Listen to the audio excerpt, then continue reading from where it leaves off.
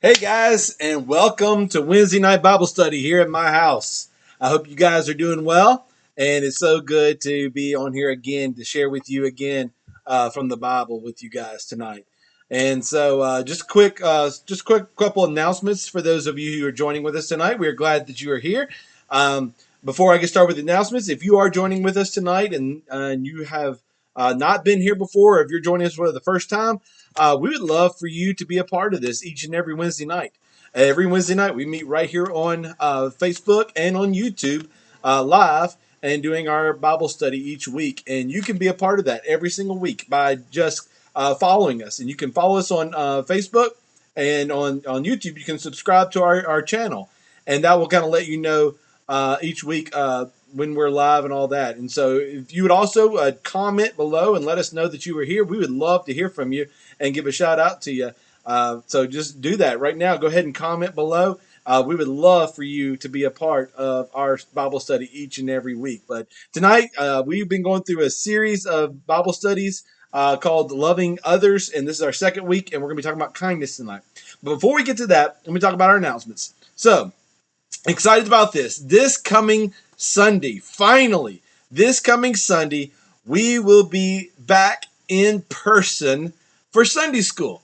We'll be back live for Sunday school. So we'll be meeting this Sunday at 9:30 a.m. up in the youth center. And so we would love for you guys to come be a part of that for Sunday school. There is a sign-up sheet they have online right now on our website that you can go and register and sign up. That way we can kind of know who's coming and kind of make arrangements for that, because we still have to follow social distancing and all that, and we have to follow the guidelines that have been set for us. But we at least get to finally get together. We have been doing it on Zoom, but now we finally get to be together in person, and we're excited about that. And so that's happening this coming Sunday, 9:30 a.m. We'll be meeting upstairs in the youth center. Now, this is the door that I want you to use when you come inside. It's the first stairwell door up in the front of the youth building. And so up front, up in the front, there's a doorway there that you can enter, and that's the stairwell that you'll be going in and down for this coming Sunday. And that way we can make sure that we can clean it, and that's kind of just like our designated area. The other doors are designated for other classrooms, and so make sure you use that particular door as we go up and down. And then once we get up into the classroom or upstairs, we'll be separating into different classes for our small group. And so we still need to kind of make sure that we're social distancing, that we're following the rules. We want to obey the rules and be good like that. But we are going to be finally meeting, and we're so excited about that. And as time progresses, hopefully a lot of these restrictions and all these other kind of rules will be slowly lifted, and we can start doing more. And maybe even get together on Wednesday night. That would be so exciting to finally get together for in live worship and Bible study on Wednesday night again. But for right now, we are just doing Sunday school Sunday morning, and then we'll go from there, and we'll continue doing Wednesday night right here online. So make sure you come be a part of that next Sunday, and then join us again next week right back here, because we'll be continuing to do that. Well, guys, I am so excited for tonight. I have been studying so hard about this. Again, if you missed last week, I was talking to you guys last week about loving others, and we were talking about perspectives and how different perspectives, we have different points of view, and how sometimes when we have different perspectives and different points of view, that we may be in total opposite contrast of each other of the way we see things. But just because we view things differently doesn't mean we're wrong. And we talked about that. And we talked about how we should be loving others in light of all that. Well, this week we're going to continue that study in loving others. And again, I feel like God has just pressed this on my heart, especially living in the world, in the life that we're living in today, where we've got so much going on. We have the racial things that are happening, where these people are rising up and protesting and rioting because they feel discriminated against and being suppressed, and then you have all the other things that kind of go along with it. But then we also have everything that's going on with the coronavirus and the pandemic and all the different opinions and all the different things that are going on. And there's sometimes a lot of quarreling and different opinions of how to live in this type of world today. So we live in a very different and unique day where people's opinions and feelings are a lot higher probably than they once were, maybe just a year or a few years ago. And a lot of times our feelings are worn on our sleeves, and sometimes we say things and do things maybe in the heat of the moment that we normally may not would have if it wasn't for the fact that we are living in such a very high tension day. And so because of that, I really do feel that God is leading me to this, and this has been my heart's um, beat right now, that God is trying to teach this to me, but He's also, I feel like, pushed this in me to speak about this, which is that we need to be living in a day of love towards others, and that as Christians, this is the greatest moment in history for us in our society, in our world, in America today, uh, that we can rise up and be the voice of God and spread the love of God to others who are probably living in some very dark times. Today, we have the chance of speaking hope and truth and doing it in love in a way that they need, and they need to hear it, and they need to feel it and experience it and see it lived out before them. And so I'm calling us as Christians to stand up and to be a part of that. And tonight specifically, we're going to be dealing with something that's very difficult, probably for all of us. It's an easy thing that we've learned probably from when we were kids, but it is, again, a very difficult thing to do. Last week, we talked about a very simple verse that I learned as a kid, which was love one another. Well, this week, we have that same kind of verse this week that we learned when we were kids, which is be kind one to another. And we're going to be talking about that tonight. And so we're going to be talking in the book of Ephesians, chapter 4, beginning in verse 31 and 32. And so if you got your Bibles, I'd encourage you to go get them and open up and turn to the book of Ephesians in the New Testament. And we'll be in chapter 4, verses 31 and 32. But it's okay if you don't have that with you tonight. I'll have the words on the screen for us to follow. And so here are the words from Ephesians chapter 4, beginning in verse 31. Let all bitterness and wrath and anger and clamor and slander be put away from you, along with all malice. Be kind to one another, tender-hearted, forgiving one another, as God in Christ forgave you. Join me in prayer. God, we just pray right now over these words. Lord, these are words that we learned when we were kids. Our mamas even told us this. Our mama said, be kind one to another. And they were teaching us from the good book, from the word, from the Bible, Lord. They were teaching us that even from when we were kids. Because, Lord, it's such an easy verse to memorize. It's an easy verse for us to understand and know. But when it comes to really living it out in our daily life, sometimes it can become a very difficult command for us to follow. And especially in our world today, we need to hear about this particular passage of kindness. So, God, I pray right now that you would speak to us through your word, challenge us in living in these days, and help us to be kind one to another. I pray this in your name. Amen. All right, kindness. So God speaks and gives us the command to be kind to one another. But before he gets to the command of being kind, he kind of gives us these words, all these list of words you probably saw as I read it, that probably is the opposite of what kind is. And so we're going to walk through these words. I'm just going to read them one word at a time, and we're going to define them and kind of help us to understand them, because many of us probably have heard these words before. But I want to challenge you in the greater understanding of what the author here, Paul, was trying to communicate through these words, and maybe even a deeper understanding of each and every one of these words, and how maybe even some of these words that some of you right now may be battling with, maybe some of you are dealing with, and you find yourself in some of these words right now, they could be labeled on you. And so we're just going to walk through this real quickly. So the very first word is the word bitterness. Um, so let me give you some other words to kind of help you to understand and to describe what bitterness is.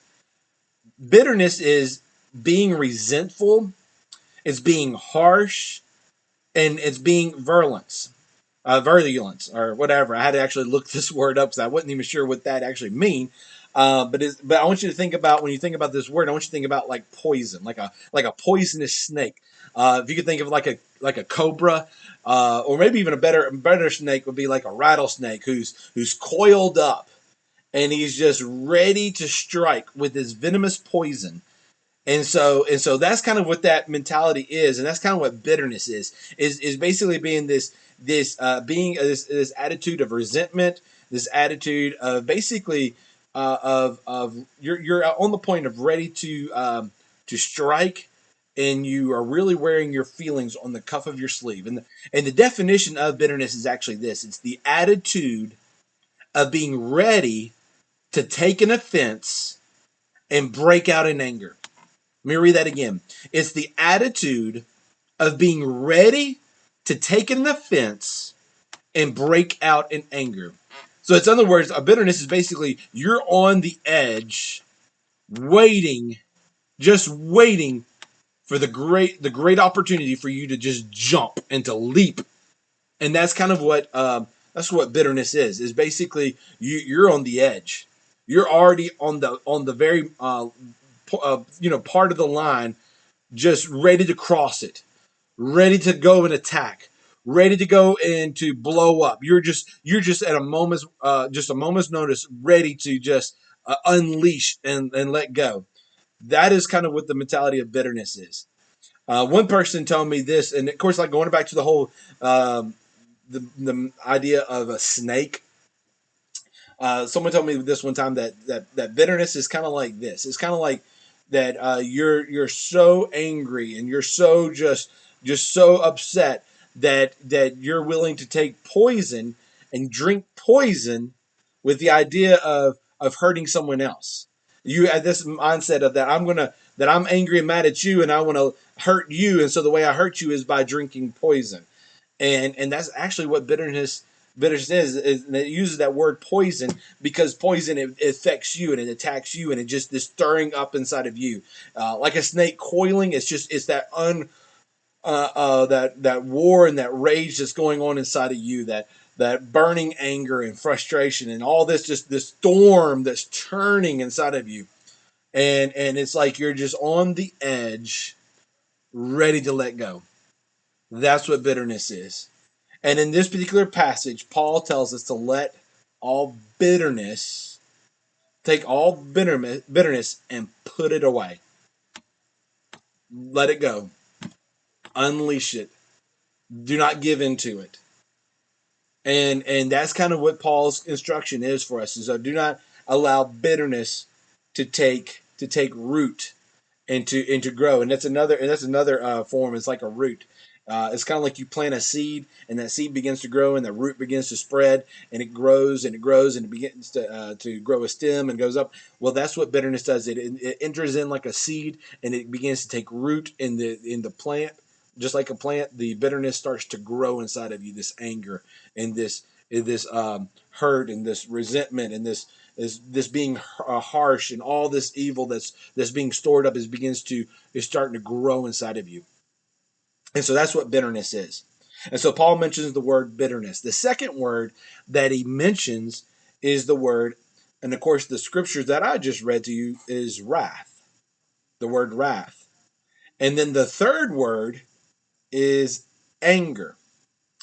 Now, as I dug into this, I'm going to get a little nerdy on you with some of these words, but when I dug into this, the words anger and wrath, um, actually, if you go and look at the definition of each one of these words, are they use the words interchangeably. Some translations will actually say bitterness, anger, wrath, and other translation will say bitterness, wrath, anger. And as I began to look at these words, sometimes the scholars would translate these terms using either one of these words. So they'll either use anger then wrath, and then sometimes they'll use wrath and then anger.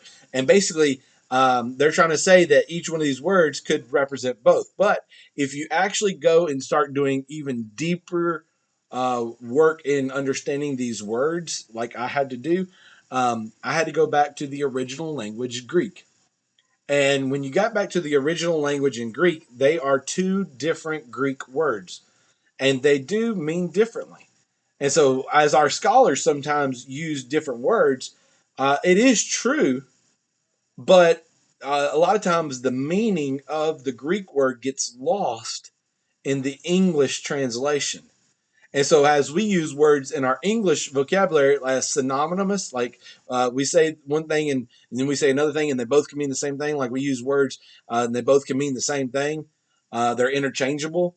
Um, so it's maybe kind of like, for example, like cool and cold. They both kind of mean the same thing. In this case right here, these words, while although they are translated in the Greek as being synonymous, in in in English, in the Greek, actually, the actual word in Greek have a different meaning. And so I know that's kind of crazy, and I'm hoping I'm not boring you with this, but hopefully I can help you understand it. So I'm sorry for this, but I'm going to have to share some Greek words with you uh, in order for us to help us understand this. The first word after bitterness is the word anger, and the Greek word is thumos, thumos, and this word, even though it's translated anger, the actual definition of this word is rage or intense anger. And it's the idea of an outburst of anger. And the biggest thing about this particular word is that it's kind of time sensitive. In other words, a lot of times it's a short time frame. So in other words, you may get angry about something in the moment. And in that moment, you may lash out in rage and have this outburst of anger that explodes in that moment, but it's a short moment. And then after that, it kind of goes away. Ah, and sometimes after we do that, we're like, man, I feel bad. I should have probably said that, or probably shouldn't have done that. And so a lot of times in those short bursts of anger and outrage that we just explode, we sometimes say or do things that we didn't mean to say or do. And so that's kind of what that word means. Thumos is this a short, intense anger or rage that happens, and so that's thumos. The next word, the word anger or wrath, because like I said, in the English they use it interchangeably, but the next word in the Greek is actually the word in Greek orge, and this particular word is also, like I said, translated in the English as wrath or anger, but the meaning and the definition is this long, lasting resentment. Whereas the first one, the thumos, was a short sense of just blow up. This other word, orge, is this long, lasting resentment. Um, and the literal translation of orge means to teem or to swell. The idea is kind of like a wave. If you think about the waves in the ocean, and you talk about like swells in the ocean, about the waves that swell, like this, the wind begins to blow and the waves begin to build, and it's this building and building and building up of this wave, and eventually the wave comes and it crashes. But it didn't just blow up and it come. It's a building up. It's a building up and building up over a period of time. And so it's not just this sudden outburst, but rather rather the definition is more of a controlled, passionate feeling against an ongoing opposition. And so I think the best way to describe these Greek words is to say that thumos, the outburst and quick rage, is more like anger, and the ongoing swell of resentment over a long lasting period of time, building up until finally, under a controlled, passionate feeling, that it finally unleashes and is pushed in a certain direction. But it's well thought out, and it's not just this explosion, but it is a controlled outburst of anger. And I think one of the best ways that we can see this in Scripture is Jesus at the temple. when you remember the story when Jesus goes to the temple and he starts turning over the money changers and he starts just going crazy, and you see this all of a sudden this Jesus unleashing this anger upon these people. But if you actually start reading the story, you'll realize before Jesus entered into the temple, he took a whip and he began to make a whip. He took a leather straps and he began to tie it and make it into it to it finally became a full blown whip. And so this was not just a sudden outburst of anger of Christ. This is a well thought out, controlled anger uh, towards when he came in. So in other words, just didn't happen. Jesus just didn't lose control. Jesus was in control. He was in control, and he knew exactly what he was doing, and he was doing it in the right way, in the right manner. And that's the reason why some people like look at this and they're like, "Oh, this is kind of crazy." But I think this is an example of wrath. And matter of fact, God even says in Romans that His wrath is being stored up against the godlessness and wickedness of man who suppress the truth. And so God's wrath is being stored up, and that wrath is it's a time manner. It's not just a quick short time of anger being blown out, but it's over a period of time. He is allowing this long lasting anger built up in him, and it's under God's control, and God's in control of his anger and in control of his feelings, and he's gonna he's building it up, and he talks about how he will unleash it on the world eventually, but it is under control. God is in control of his feelings. And so I think that's the better way of interpreting these two words. The first one being anger and the second one being wrath. Even though the verses I just read you had it the opposite way, but hopefully that kind of makes sense. Sorry if I bored you with that, but I think that's kind of important. So bitterness, anger, wrath, and then the next word is clamor. Clamor. Now, this word clamor means shouting down of opponents. It's shouting down. It's like yelling and screaming at them. It's this, and it's in this mindset of evil speaking. Um, it's the idea of running down that character of that person. You're tearing them down in their character by yelling at them and screaming at them, uh, and it's having this evil feeling against them, and wanting to just to blast them in front of others. And so that's what clamor is: blasting in them in their character in front of others, shouting and yelling and drawing attention to them, and basically speaking evil toward them. And so that's kind of what clamor is. And so you have bitterness, you have anger, you have wrath, you have clamor, and then the next word is slander. Slander. Now many of us know the words kind of slander. Like when you say you slander someone, we kind of have an idea of kind of what that is. But I thought the definition was kind of interesting. This is what the definition of slander, as I was studying it through the scriptures, the Greek word slander means switching right for wrong, switching right for wrong, or exchanging the truth for a lie. Exchanging the truth for a lie. It's lying about someone's character to destroy them. And so that's kind of what slander is. And so basically slander is when you tear someone's reputation down, when you tear them down, and basically you think a certain way of them and you start portraying or casting that idea of the way you think about them to others, you are slandering them. So when you tell others, like so and so, maybe like Joe over here, Joe is just a horrible person. Joe just goes out here, he's lazy, he doesn't do anything, he's worthless. That's slander, because even though some of those character traits may be true, it's not true that he is that all the time. In other words, you're taking this extreme point of view on this one aspect of what you saw, and you're blowing it up to be something that this is all he is. And so, in some ways, you're exaggerating his character, or you're lying. You're lying about his character and saying this is who he is, and this is all about who he is.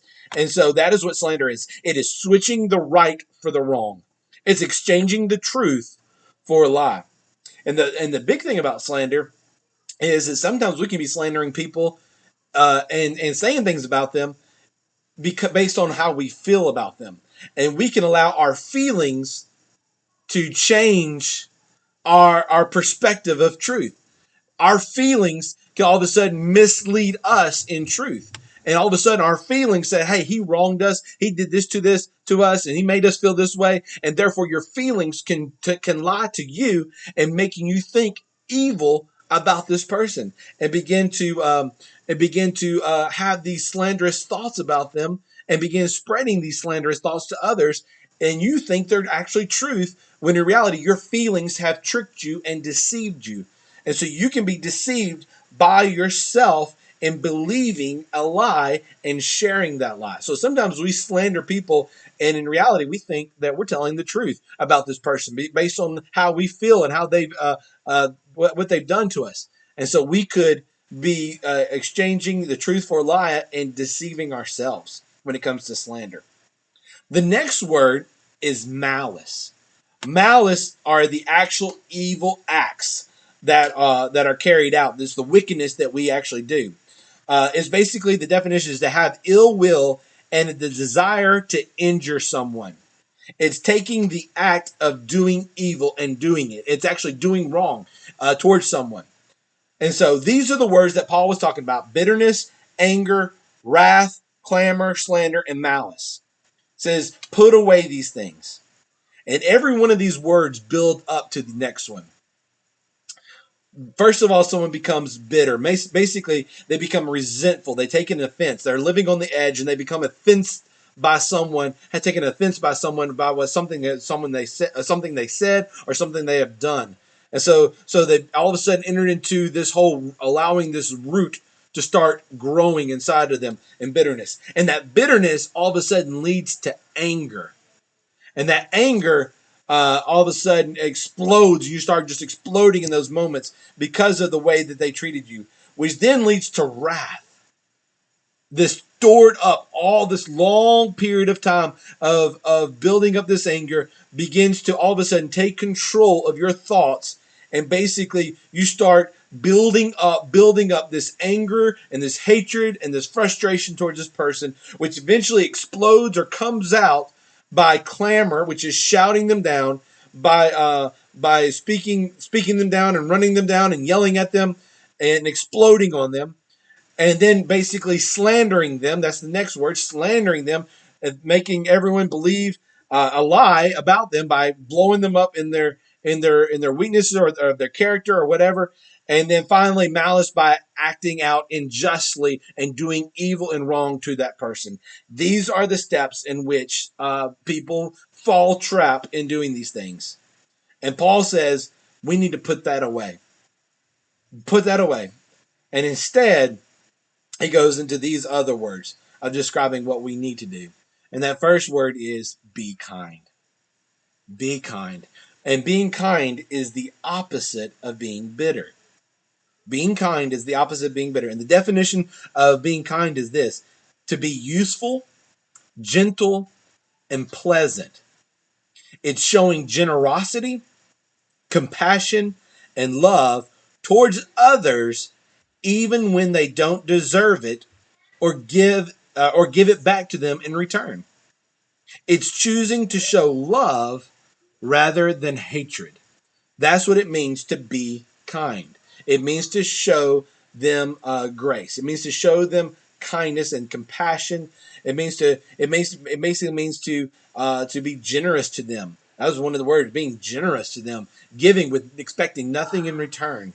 That's the way we are to be kind. We are to basically to see ourselves as loving them and being filled with love and showing them love rather than building up hatred against them.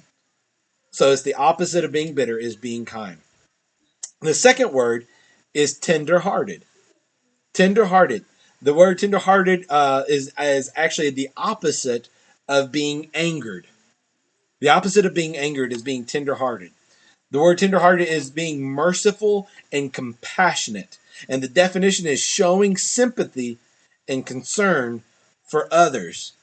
So instead of hardening your heart and becoming angry, you soften your heart and you allow your heart to hear them and to see them and show love to them.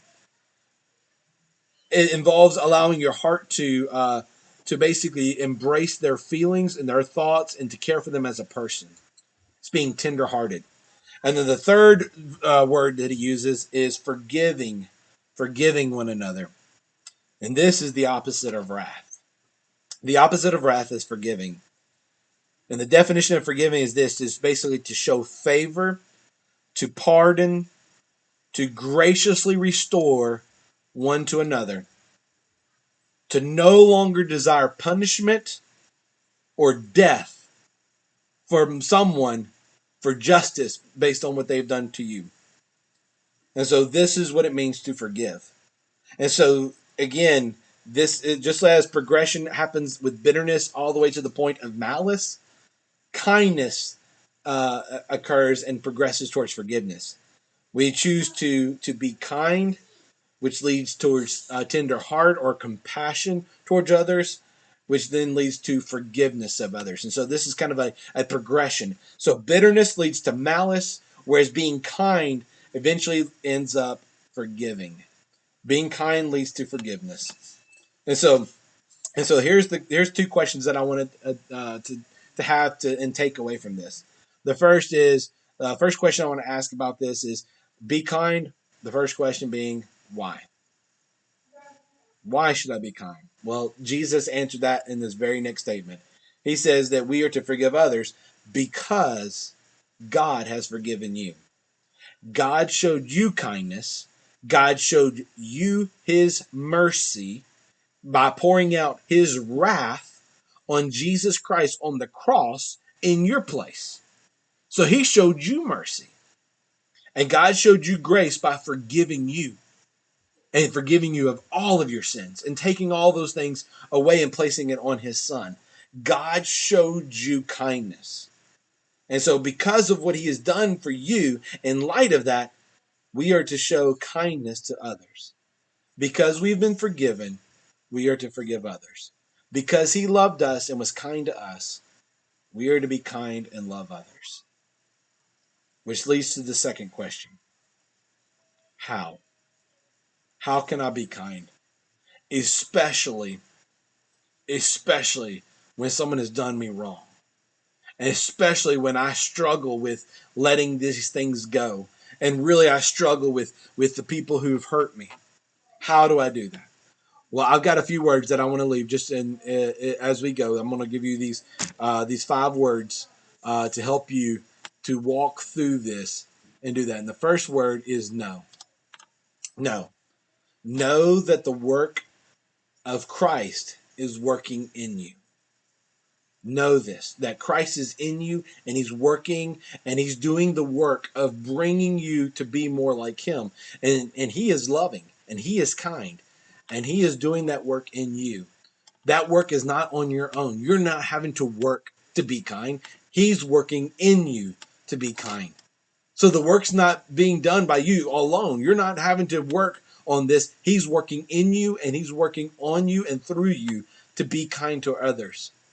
And he's doing that by doing all kinds of things. He's bringing all kinds of people in your life and he's teaching you and he's leading you each and every day. If he's Lord of your life, he is growing you in this area.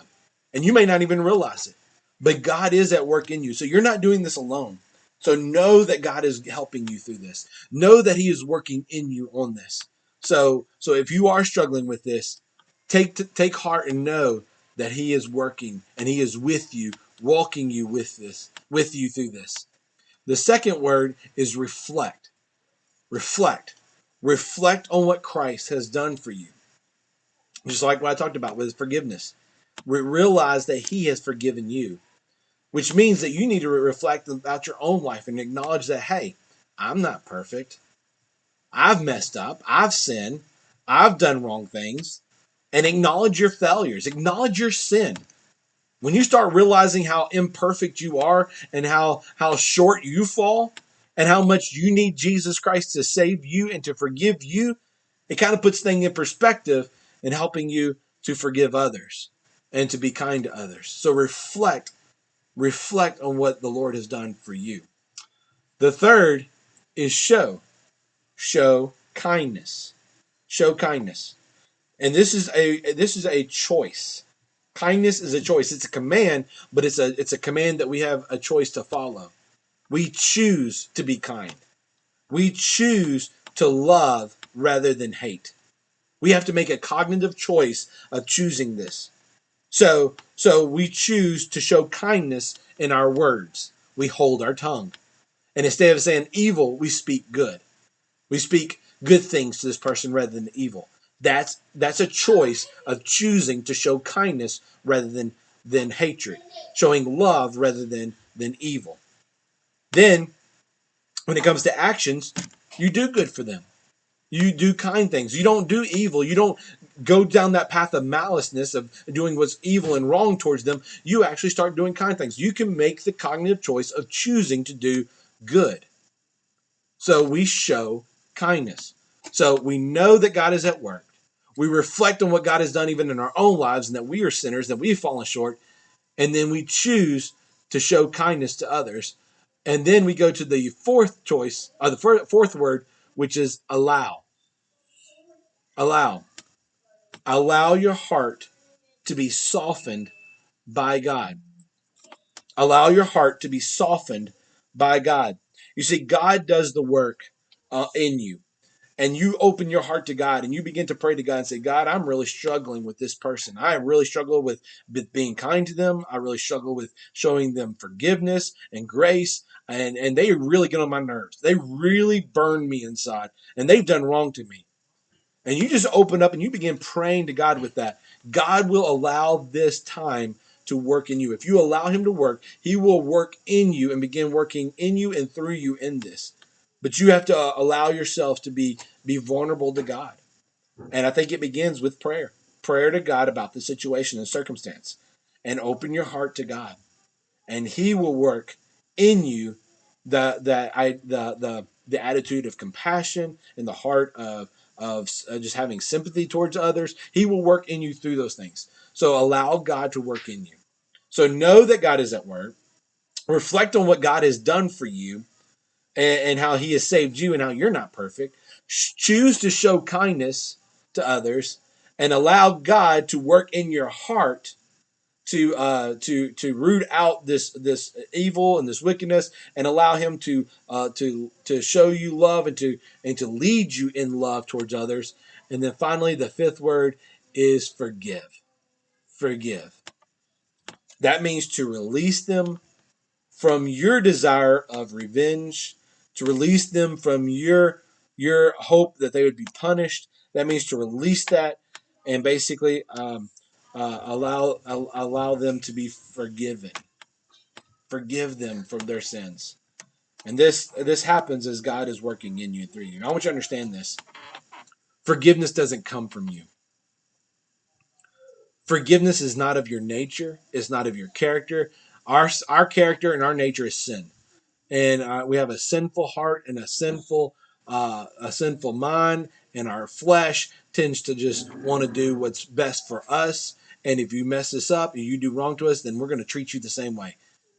That is not of our nature. This is the nature of God. God is the one who showed forgiveness. And so, in knowing that you forgive someone, that forgiveness doesn't come from you. It comes from God as He's working in you. And so know that.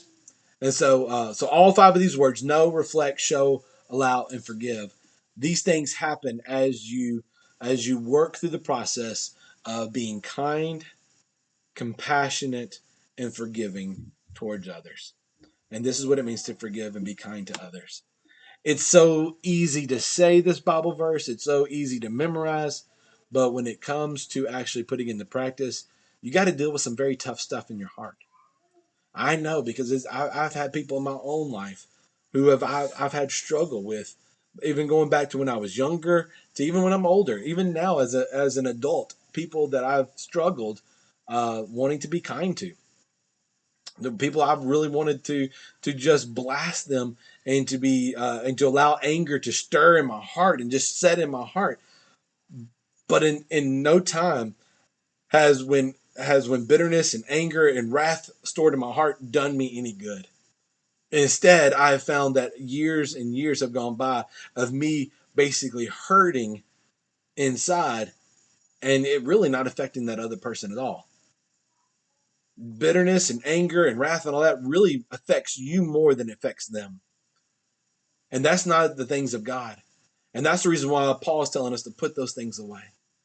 And he's saying that you need to take those things and you need to let go. You need to release that. And instead choose kindness, because even though it's hard and even though it's so simple, it is extremely hard. But once you've done it, once you begin to start taking those steps of being kind to someone and starting to have compassion towards someone and being tender-hearted towards someone, then we see that God begins to work in you, allowing all that hurt and that pain to be healed. True healing can come as you choose to be kind, tenderhearted, or compassionate towards others and forgiving them of the wrongs and the offenses that they've done towards you. Only then can you experience true healing, and only then can you find yourself in a much better place. All right, guys. Well, guys, that's it for me tonight. I hope that you've learned through this. This is again my heart's desire is for us to love others, and through this particular time of days, we need to learn to love others. And loving others begins when we start to be kind to them. So, but thank you guys for tuning in. We're going to be on Zoom, and we'd love for you to come join us in Zoom. We're going to be playing some games and hanging out over there in Zoom, and we'd love for you to come join us in Zoom. And if not, I hope that y'all enjoy the Bible study, and we'll see you again here next week. So we'll see you later.